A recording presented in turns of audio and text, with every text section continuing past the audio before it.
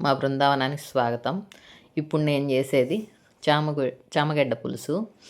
ఇది కావాల్సినవి చామగడ్డ, కారం, పసుపు, ఉల్లిపాయ, టమాటా, చింతపండు, ఆయిల్, పోపు దినుసులు.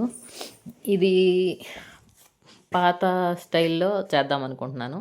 అన్నీ ఎప్పుడు ఆయిల్లో గ్రేవీ చేస్తాం కదా, అలా కాకుండా ఈసారి అన్నీ పచ్చివే వేసి ఇదిగో ఉప్పు వేసుకున్నాను. చామగడ్డల మీద పసుపు, కారం,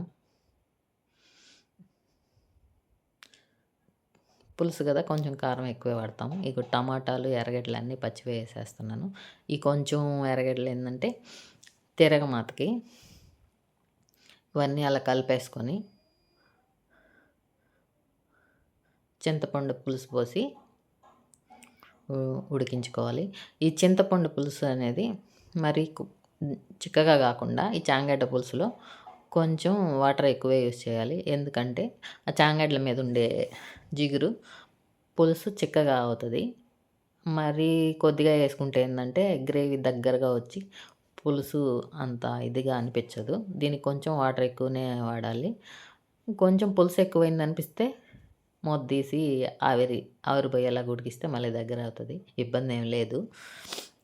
స్టవ్ వెలిగించి పొయ్యి మీద పెట్టేసుకుంటున్నాను. అన్నీ పచ్చివే కలిపి పులుసు అన్నీ ఒక 20 నిమిషాలు ఉడకనిచ్చి బాగా ఆ తర్వాత పోపు వేసుకోవాలి. పోపులో పోపు అదిగో ఉడికింది కదా, పోపు పెట్టుకున్నాను. ఇప్పుడు ఆయిల్ వేసుకుంటున్నాను. చాలామంది ఏం చేస్తారంటే అచ్చం మెంతుల పొడి అయినా యూస్ చేస్తారు, లేదా మెంతులు, ఆవాలు, జీలకర్ర, కొంచెం ధనియాలు ద్వారగా వేపుకొని పొడి చేసి పెట్టుకుంటే ఏ పులుసుల్లో అయినా కొంచెం చల్లుకుంటే సగం ఉడికిన తర్వాత మంచి స్మెల్ వస్తుంది. ఆయిల్ కాగింది. పోపు వేసుకుంటున్నాను. ఆవాలు.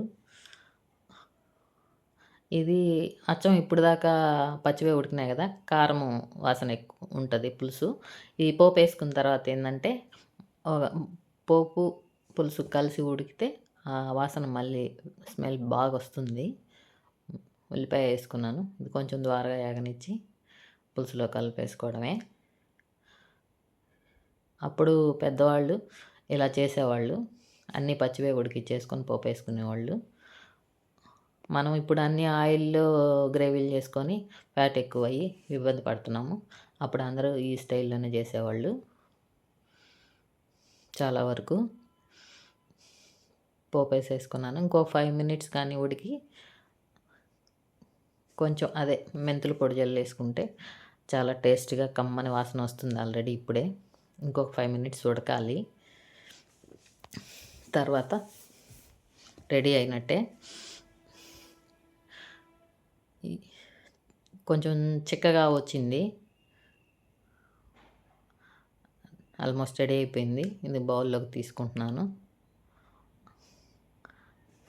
పాతకాలం చామగడ్డ పులుసు రెడీ అయింది. చాలా మంచి స్మెల్ వస్తుంది. టేస్ట్ కూడా బాగుంది. కానీ ఉప్పు, కారం అన్నీ కరెక్ట్గా ఉన్నాయిలే చూశాను. సూపర్గా కుదిరింది. మీరు ఈ స్టైల్లో ట్రై చేయండి.